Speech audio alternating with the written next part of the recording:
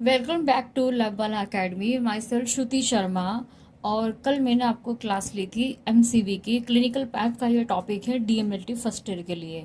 तो mean corpuscular volume, it means that कि यहाँ पर जो मेजरमेंट किया जाता है ब्लड टेस्ट के अंदर, वो किया जाता है आरबीसी की साइज का।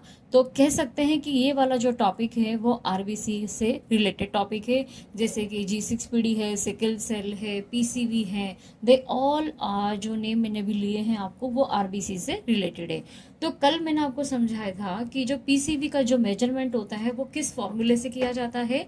तो PCV equal to MCV equal to PCV percentage into ten divided by RBC count million per cubic mm. यहाँ पे भी ये फॉर्मूला इस तरह से लिखा हुआ है चाहे इस तरह से लिखा हुआ है, दोनों एक ही बात है। इसके अलावा कल हमारा जो नॉर्मल रेंज था, तो नॉर्मल रेंज है इसका 80 to 100 फेमटोलीटर, लो एमसीवी है इसका लेस देन 80 और हाई एमसीवी है मोर देन 100। तो एमसीवी की वैल्यू अगर आपकी डाउन आ रही है, कम आ रही है अपने रेंज से, मीन्स आपको आयरन डेफिशिएंसी है। और अगर ज़्यादा आ रही है, it मीन्स कि आपको कोई लिवर डिजीज हो सकती है या विटामिन B12 की डेफिशिएंसी हो सकती है। इसके अलावा एमसीवी कार्पस्कुलर वॉल्यूम का यहाँ पे मतलब ये है कि आपके टोटल आरबीसी का जो काउंट है उसमें जो उसका एवरेज नंबर है आरबीसी का, वो एज ए स्मॉलर की साइड जा रहा है या कि लार्जर की साइड जा रहा है उसकी साइज के लिए।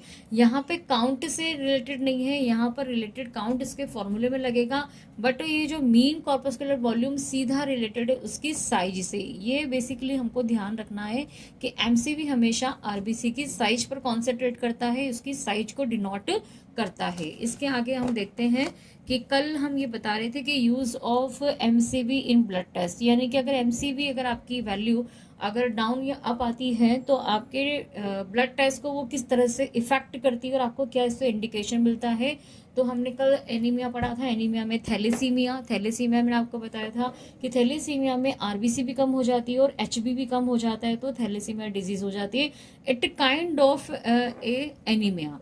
और अगर आपका ये विटामिन अगर ये हाई हो जाता है एमसीवी का वैल्यू, तो आपको लेक ऑफ विटामिन B12 की कमी हो जाएगी और साथ में आपको certain autoimmune disease and liver disease हो जाएगा। ठीक है, तो it also possible to have anaemia with a normal MCV if anaemia caused condition such as, यानी कि हो सकता है कि आपको नॉर्मल एमसीवी आ रहा है बट आपको एनीमिया जैसे चांसेस अगर आपको लग रहे हैं, तो आपका सडनली ब्लड आपका लॉस हो जाएगा, किडनी पे भी इफेक्ट आएगा और प्लास्टिक एनीमिया हो जाएगा। देखिए मैं एनीमिया पे एक सेपरेट वीडियो बनाऊंगी जिसमें किस टाइप के एनीमिया होते हैं, इसमें क्या हिमोलाइसिस होता है, किससे ब्रेकडाउन होते हैं, कौन से इसमें फैक्टर होते